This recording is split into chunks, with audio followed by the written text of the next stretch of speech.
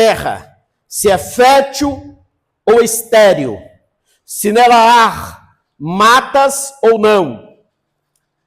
Tendes ânimos e trazei do fruto da terra.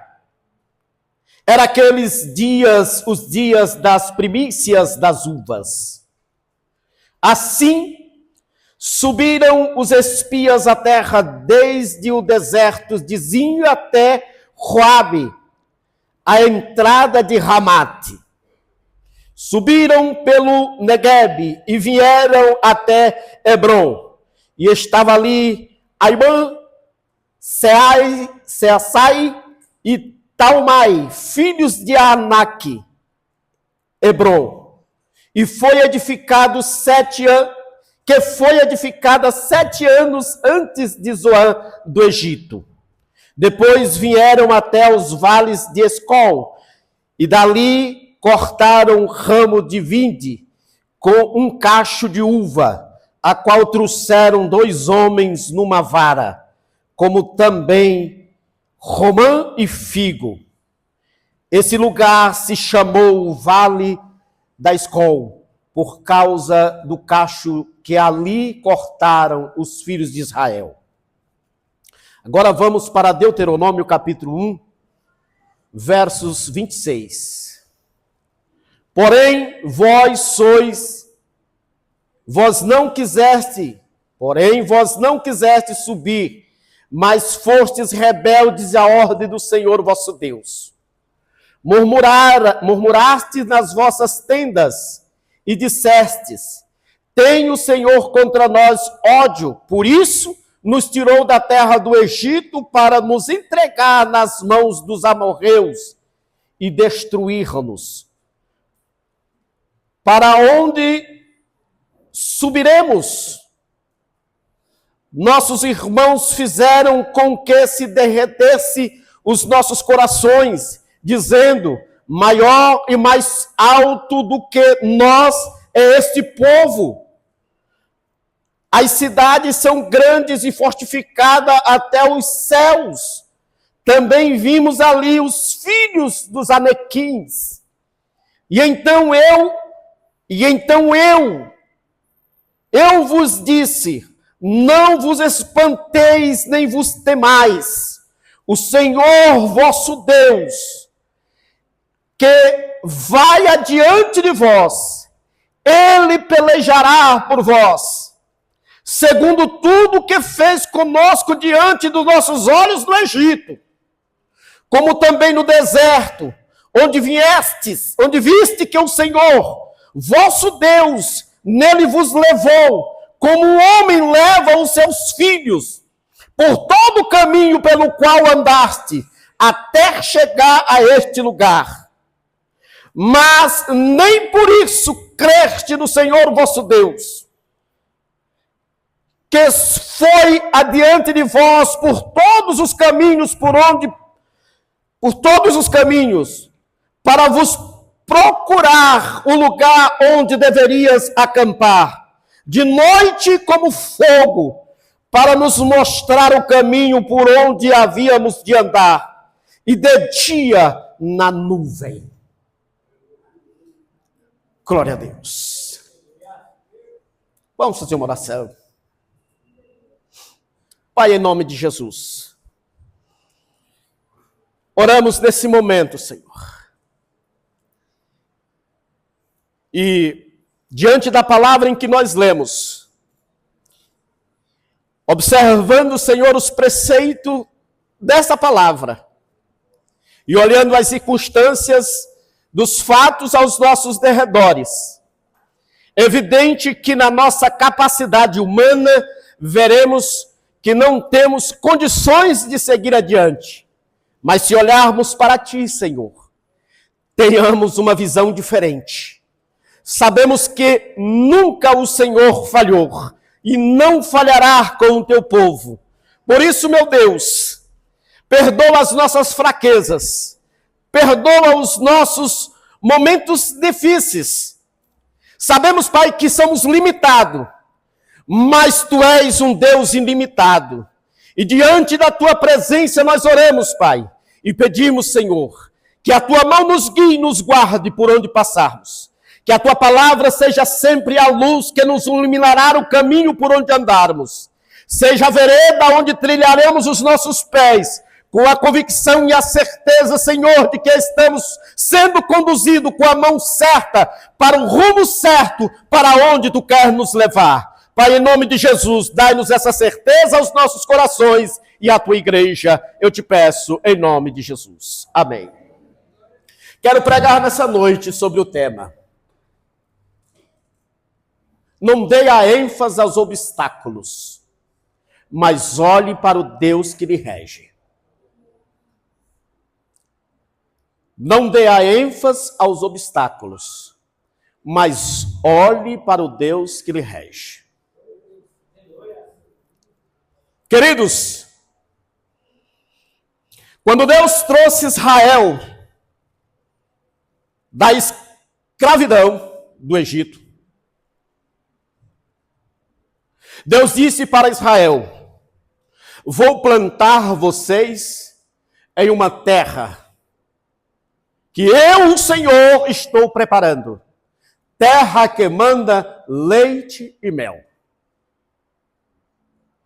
Olhando para a circunstância de Israel, em que ele estava sobre um jugo de uma escravatura,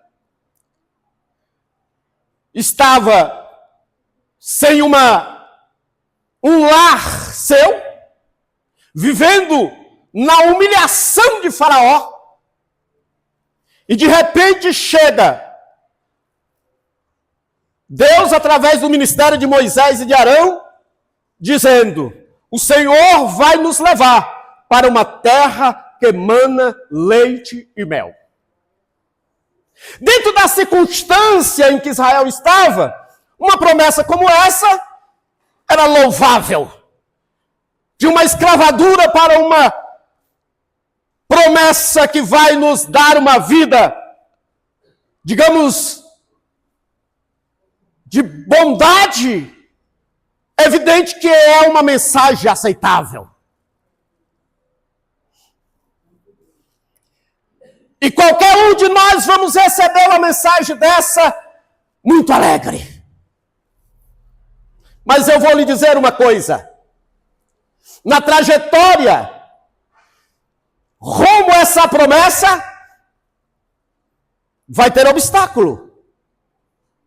Vai ter dias alegres.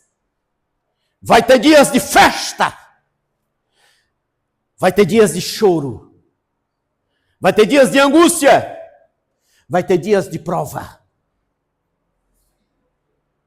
Mas o que nós nunca devemos esquecer é que Deus nos fez uma promessa de nos levar a um lugar que vai nos dar uma estabilidade de vida. Deus não disse para Israel: vou conduzir vocês até lá em glamour e muita festa. Não. Eu creio que se Deus revela para Israel lá no Egito, passasse uma cena cinematográfica para eles. Antes da terra, vamos passar por aqui. Primeiro, uma severidade do homem que está nos julgando. Vamos esperar se ele tem um coração bom para nos liberar nós daqui. Depois, uma perseguição adiante de nós e um mar para nós atravessar. Mas depois que nós atravessar o mar, um deserto para nós caminhar. E depois que nós estiver no meio de um deserto, vai ter que ter providência de alimento que nós não temos condições de levar. E depois de tudo isso, nós precisamos da provisão de Deus. Porque nós vamos sofrer muitos frios. E depois nós vamos passar alguns tempinhos que aqueles que saem daqui não vão chegar lá em vida. Talvez quem vai pisar na terra Não é nem esses que estão saindo do Egito. Se Deus passasse essa mensagem para eles, aqueles lá que receberam a mensagem de Moisés, diria, deixa nós aqui mesmo. Não é não? Se Deus revelasse o futuro que vai acontecer com você, amanhã ou depois, você dizia, quero ficar aqui nessas cadeirinhas azuis da Pentecostal da Bíblia, tranquilo, sem ninguém se mexer comigo, adorando e louvando a Deus. Tá bom, não me tire daqui, Senhor, não era isso? Nós não sabemos o que vai vir amanhã. Nós não sabemos o que vai acontecer amanhã.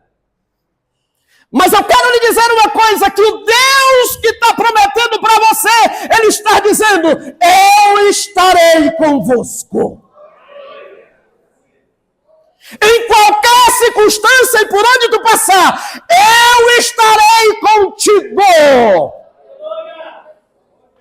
A mensagem do profeta Isaías inspira muito bem nesse contexto, quando ele diz, quando tu passares pelas águas, eu estarei contigo, porque elas não te afundarão. Quando tu passares pelo fogo, ele não te queimará. Porque eu, Senhor, estou contigo. Essa é a certeza que Deus quer em nossos corações nessa noite. Deus está conosco. Deus disse para Israel, vou plantar vocês numa terra que emana leite e mel. Depois que eles passaram por tudo isso que eu relatei para vocês, chegou um dia em que Moisés recebe uma ordem de Deus. E diz, escolhe 12 homens, representante de cada a tribo de Israel, das 12 tribos. Homens capazes, homens inteligentes, homens que nem diz os políticos quando vão eleger um ministro do Supremo. Você é um celibato do conhecimento do direito, você tem bagagem para ser. Era assim que Deus quis dizer, que Moisés estava dizendo. Cada homem com inteligência, com capacidade, com integridade, com a voz de quem fala e o povo obedece. Homem que tem conhecimento dos fatos, escolhe cada de cada uma das tribos. 12 homens para conhecer a terra que nós vemos aqui, chegamos até aqui com a promessa de que ela será a terra que emana leite e mel. Para conhecer a terra. E Moisés dá um seguinte relatório. Vai, suba os montes do Negueb, observe a terra, se ela é boa ou má. Primeiro. Segundo, se ela é habitável ou não. Se ela é seca ou se ela tem mata. E o povo que lá habita, se é muito, se é pouco. Se é fraco ou se é forte. E as casas em que eles moram, se é em tendas, em arraiais, aldeias, ou se é em fortalezas. Tenham coragem. E entre na plantação deles e tragam um cacho dos seus frutos, para que nós saibamos se a terra é boa. E eles foram. Eles foram com a ordem de Moisés e com a ousadia em que estava indo rumo à terra prometida. 12 homens, 12 visões, 12 opiniões diferentes. E eles iam com a cadernetinha anotando tudo. Tudo que ele passava, eles catalogavam, olhavam. Observadores, né? Tiraram um cacho de uva, 2 homens para trazer numa vara, uva boa, da qual eu nunca vi. Do dia na feira eu vi umas quase grandes, do tamanho de uma laranja. Eu pensei, ainda está longe daquelas que os homens acharam na terra prometida. Parece que as coisas estão diminuindo, né? Então nós estamos vivendo uma situação bem pior do que a terra daquele povo. Né? Então, 10 dos 12 10 dos 12 trouxeram um relatório diferente. Olha que 10 falando contra 2, vai longe essa conversa, viu? Vai longe. Só 2 teve uma visão da terra diferente.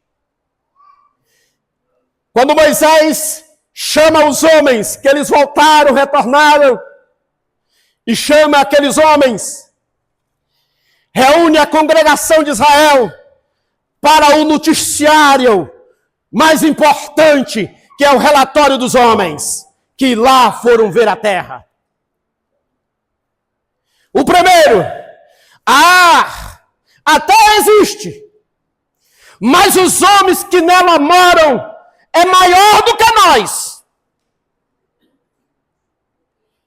São muito mais altos em tamanho. E em números também são muitos. Vem o segundo. A terra é boa, mas as casas em que os caras moram é uma fortaleza. Vem o terceiro. A terra é boa, mas a cidade é habitável e os muros são fortificados. Vem o quarto. A terra é boa, mas o povo que lá estão, parece que estão preparados para defender aquela terra. Vem o quinto e diz, a terra é boa, mas nós não temos condições de habitar lá, porque ela é habitável e os homens são valentes. Vem o sexto e diz, a terra é boa, mas sem condições, nós não temos armamento para enfrentá-los, aquele povo. E assim foi até o 10º. Pessimistas. Deus mandou que eles fossem olhar a terra. E Moisés mandou um relatório antes. Olhe se a terra é boa. Olhe se a terra é produtiva. Olhe se a terra produz mata ou se ela é seca. Olhe se ela é produtiva ou se ela é estéril. Olhe se ela é habitada ou se não é. Moisés nunca disse, olhe se nós temos condições de conquistar.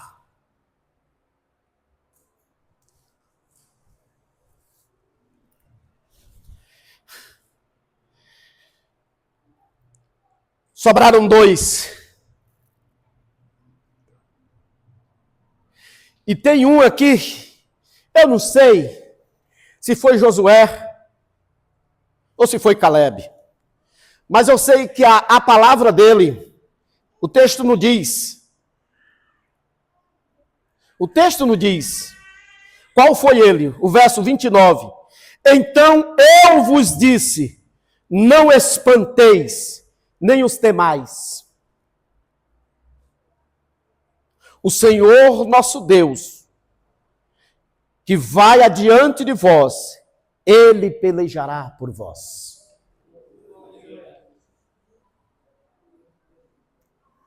Irmão, eu quero dizer uma coisa. A vida vai nos preparar surpresas desagradáveis.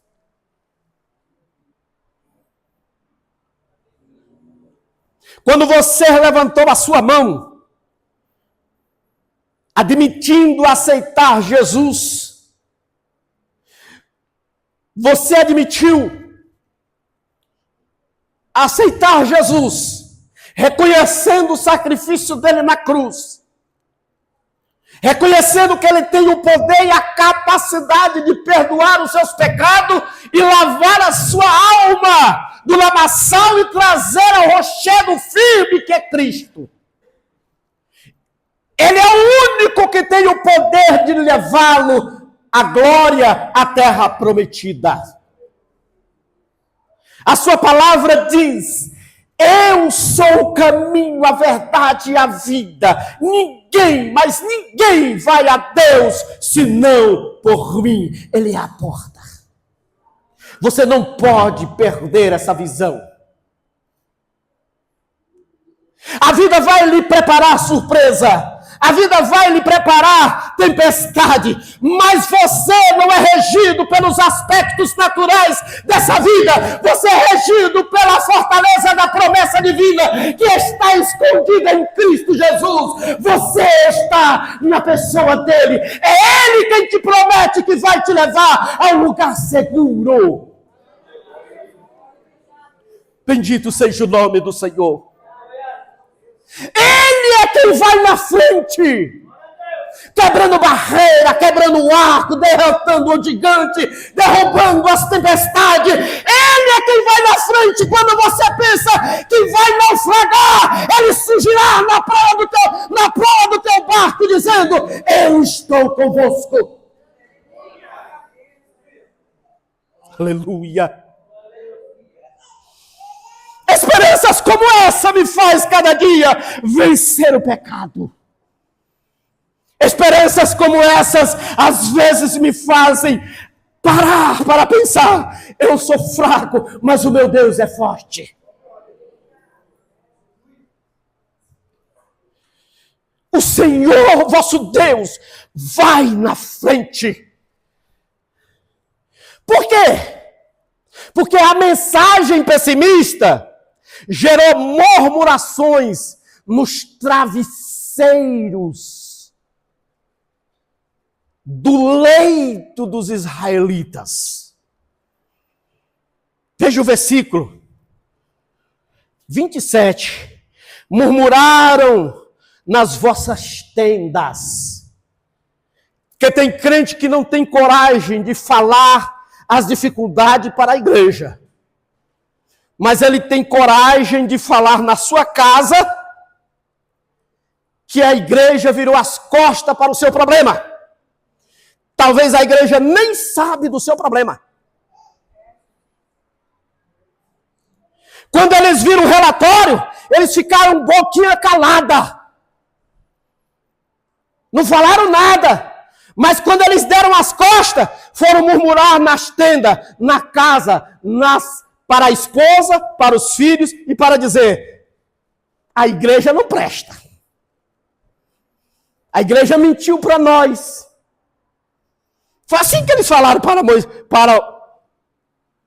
Era essa a conclusão que eles tiraram da igreja de Moisés. Moisés não falou com a gente. E o Deus dele mais ainda. Não disse isso que está falando aí. Como é que nós vamos entrar naquela terra? Como é que nós vamos vencer aquele povo? Como é que nós vamos conquistar se nós estamos aqui miseravelmente sem nenhum poder aquisitivo, nenhuma substância bélica para conquistar aquilo lá? Eu quero dizer uma coisa: em circunstância humana não dá para pesar o poder de Deus que rege esta igreja. Aleluia! Não pense nas suas forças, na sua capacidade e na sua mentalidade. Creia no Deus que rege a sua vida. Creiamos no nosso Deus que tem poder e capacidade de nos levar ao lugar que Ele deseja para mim e para você. E você não vai conquistar pelas suas capacidades. Nós não vamos conquistar pelos nossos méritos. Nós vamos conquistar pela fé que cremos no nosso Deus. Eu quero convidar a você que nesta noite tenha uma visão de Josué e Caleb. Nós não podemos, nós não temos capacidade, mas o nosso Deus estará conosco. Aleluias! Deus está conosco. Aleluia! Ele está com você, minha irmã. Ele está com você, meu irmão. Não olhe para os obstáculos. Não dê ênfase que ele merece. Olhe para o Deus que lhe rege. Olhe para o Deus que lhe trouxe até aqui. Olhe para o Deus que lhe fez promessas. Ontem eu contava um testemunho para o meu amigo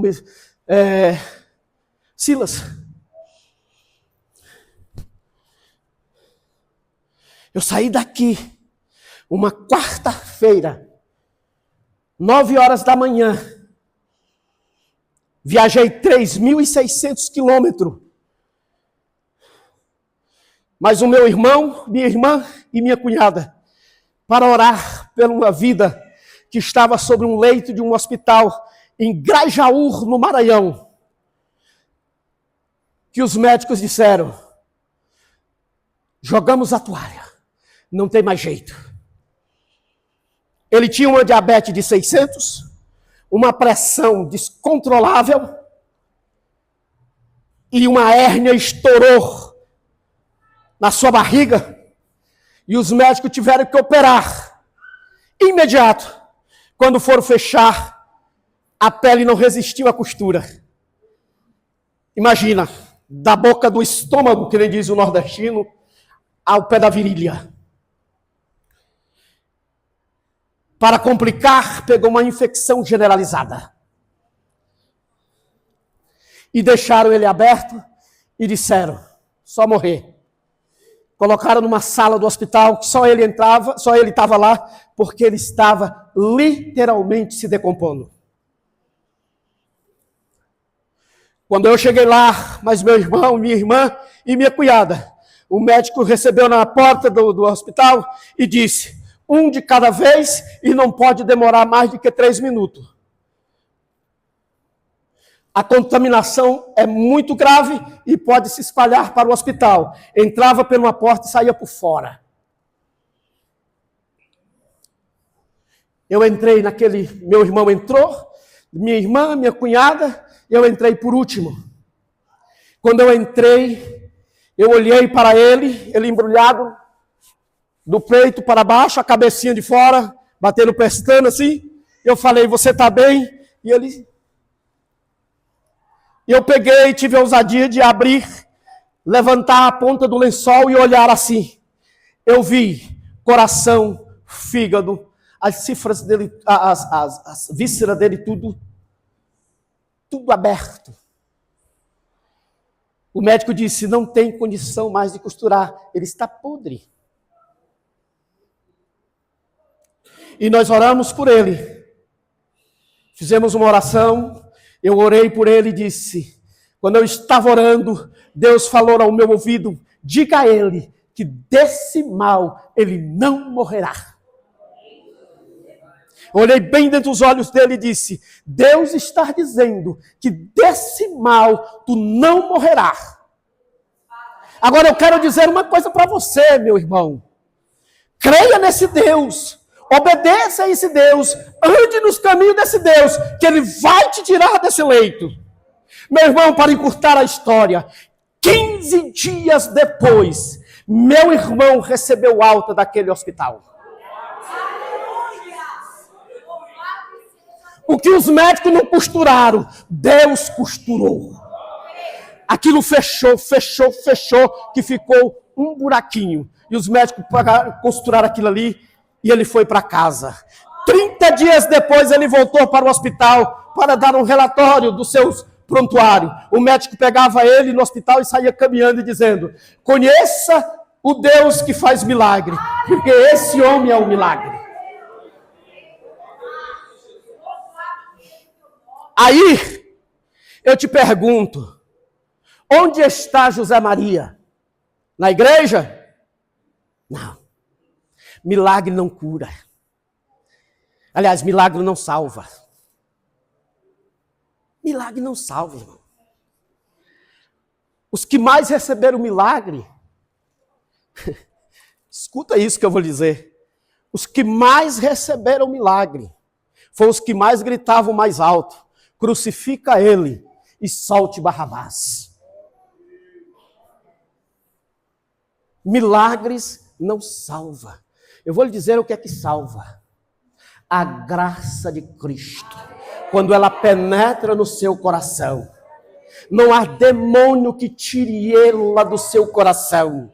A certeza que você tem em Cristo Jesus, ainda que caia os muros das tendas e das muralhas da cidade, que caiam sobre você a ira dos homens, mas você dirá com convicção: não cederei, porque o meu Deus me chamou.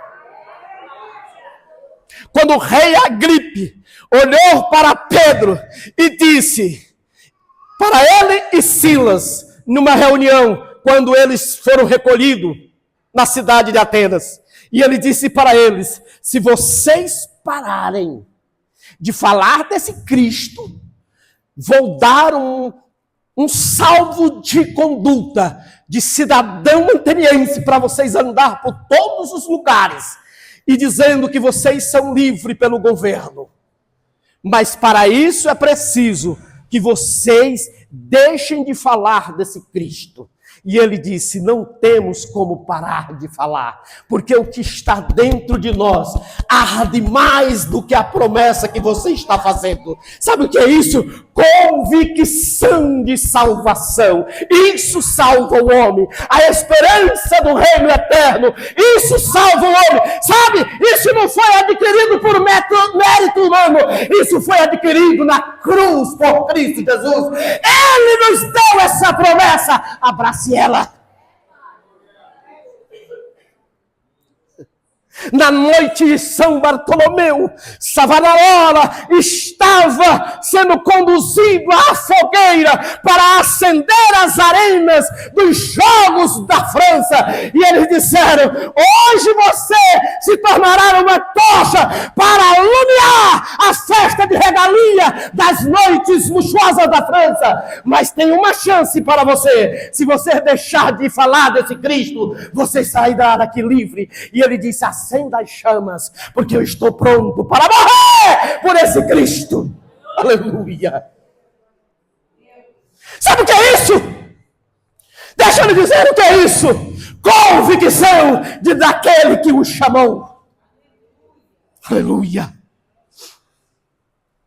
Você talvez olha para tantos obstáculos tão insignificantes.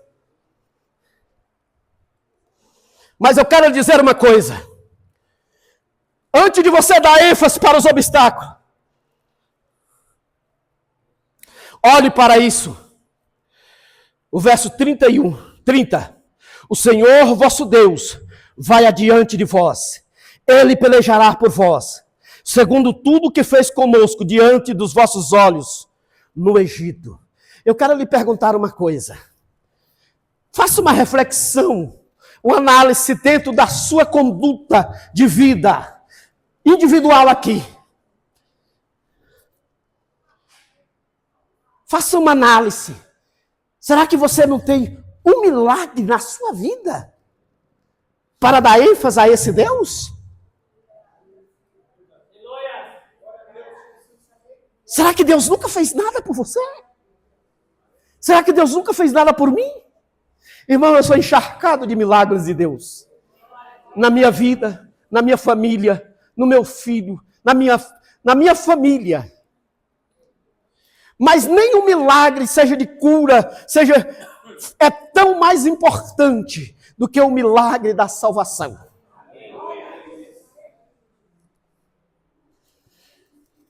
Eu não sei se Caleb ou Josué, mas ele disse nesse versículo, lembra quando nós estávamos no Egito? Olha o nosso Deus que nos trouxe de lá.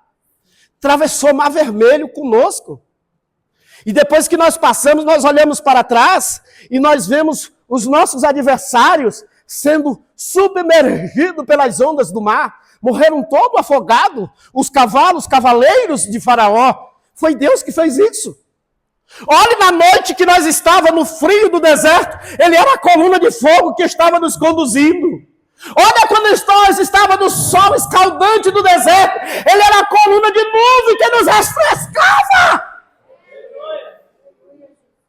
Olha, quando nós estávamos perecendo, ele era o maná que caía do céu para nos matar a fome.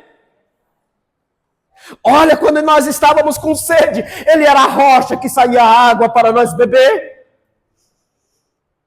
Olhe para o Deus que nos tirou do Egito. Olhe!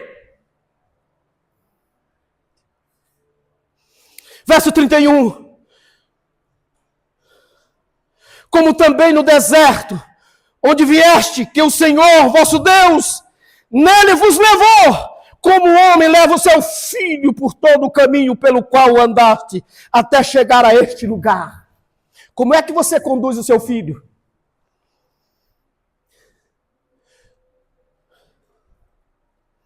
Como é que você conduz a sua criança? Você quer que ela caia? Você quer que ela ande tropeçando na rua? Não, você pega no colo. Se ele cresceu mais um pouquinho, você fala, filho, eu quero o melhor para você. Sabe quando você diz assim, filho, eu quero o melhor para você? Ouça o que Deus está dizendo, filho, eu quero o melhor para você. Filho, eu quero o melhor para você. O pai quer ver o seu filho bem sucedido. O pai quer ver o seu filho bem cuidado. O pai quer ver o seu filho bem instruído. Quer ver o seu filho próspero. Deus quer ver isso de você. Deus quer ver isso de nós. Ele está nos conduzindo. Como um pai conduz o seu filho. Ele está nos conduzindo.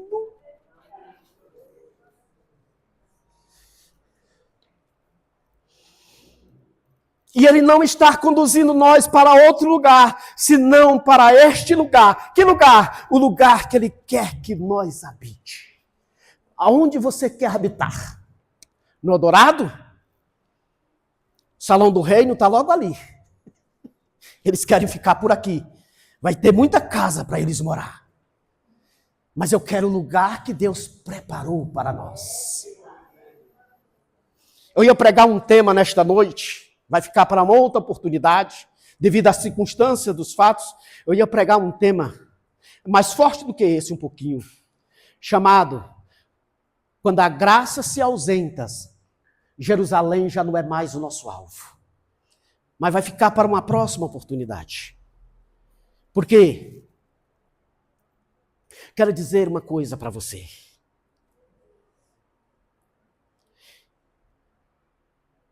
O lugar que Deus quer que nós esteja não é esse. Esse lugar aqui é o lugar que Abraão viveu. No livro de Hebreus ele diz, habitou em tenda, em terras alheias, estranhas. Sabe o que Abraão quis dizer? Embora eu tenha bens, e Abraão era rico, viu? Abraão era rico, tá? Mas ele dizia, o lugar não é meu. Terras alheias, tendas, porque eu estou caminhando para a cidade, a qual o meu Deus é o arquiteto e construtor. Vai ficar aqui, viu? Vai ficar tudo isso aqui, mas nós vamos para o lugar que Deus quer nos conduzir. Josué e Caleb diz, olha, esse lugar é o lugar que Deus nos trouxe para cá. Tem obstáculo? Tem luta? Tem, não tem problema, Ele vai na frente, Ele vai conduzir, nós vamos passar e nós vamos habitar, aonde Ele quer que nós chegaremos, nós vamos chegar, porque essa é a vontade soberana do nosso Deus.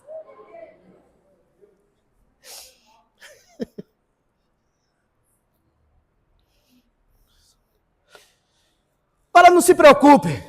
Vai ter sempre uns pessimistas que vai ser vencido pelo pessimismo. Olha o verso 31. Mas nem por isso creram no Senhor vosso Deus. E aqui eu vou tomar a posição da palavra de Caleb. Vou ter essa ousadia de dizer. Não é eu que estou prometendo. É a palavra de Deus. Deus vai te levar para um lugar seguro, meu irmão. Deus vai te levar para um lugar seguro, relatado no Evangelho de Mateus, onde o ladrão não rouba mais celular,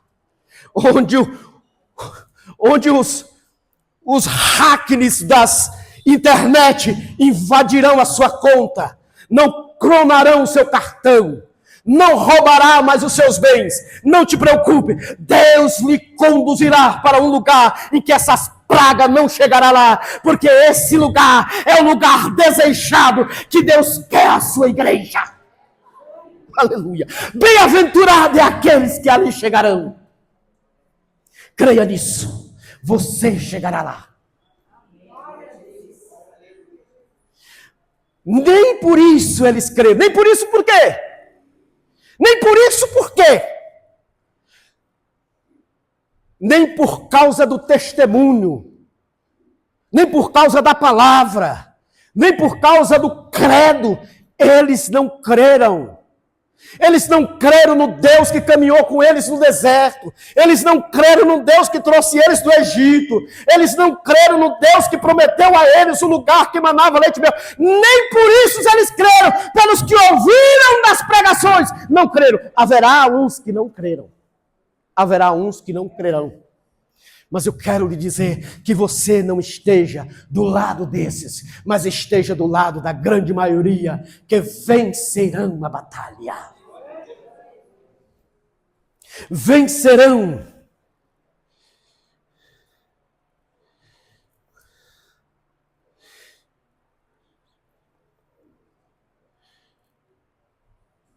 O verso 33 para encerrar.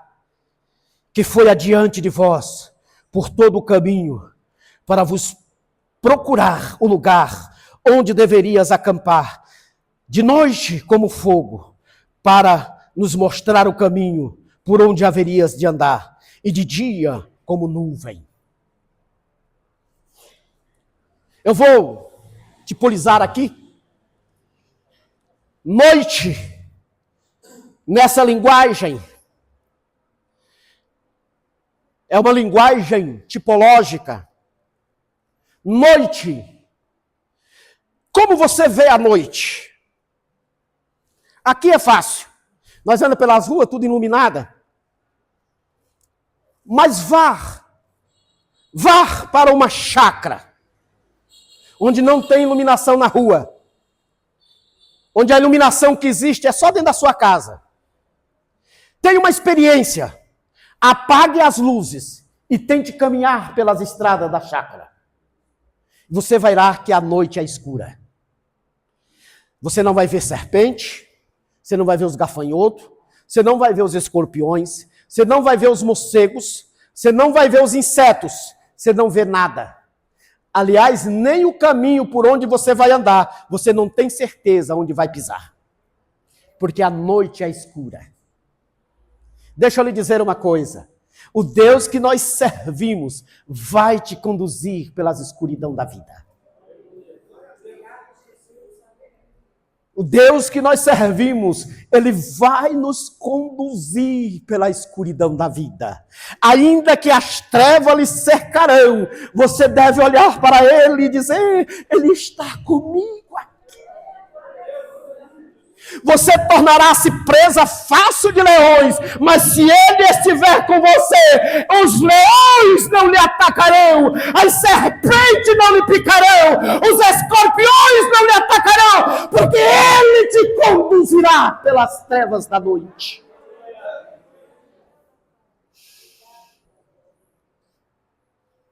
Dias muito claros também são terríveis.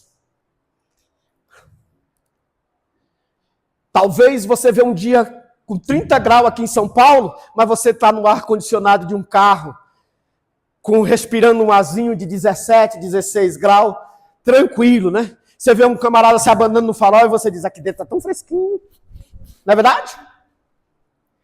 Mas ainda não é um calor. Vá para o deserto do Saara. Caminhe. Se você estiver caminhando no deserto do Saara e saber que atrás de você tem um camelo, uma mula, sei lá, levando um carote de água gelada, você fica confiante para caminhar. Você sabe que se tiver sede, vai ter água para beber. Ainda que o calor seja árido, mas você está protegido pela roupa especial para caminhar pelo deserto. Calçados que lhe protegem. Quando eles estavam caminhando lá, as roupas velhas, despreparadas, não tinha mais confecções no deserto. Foram 40 anos. Então as roupas não tinha, chegou uma hora que não tinha confecção, não tinha calçado, não tinha água. Não tinham mais nenhuma esperança de sobrevivência. Sabe quem conduziu eles? Deus. como um filho conduz, como um pai conduz o filho. Deus pega Israel e leva pelo deserto. Uma coisa é você caminhar no calor árido de 40 graus. Outra coisa é você caminhar num deserto e saber que atrás de você só deserto e não tem mais água. Está tudo acabado. Deserto árido.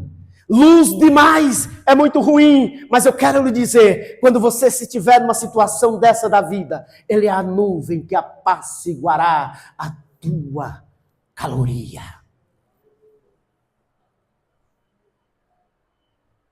Acima das tempestades do deserto, é a nuvem que vai te proteger. E essa nuvem é o Deus que te prometeu guarida.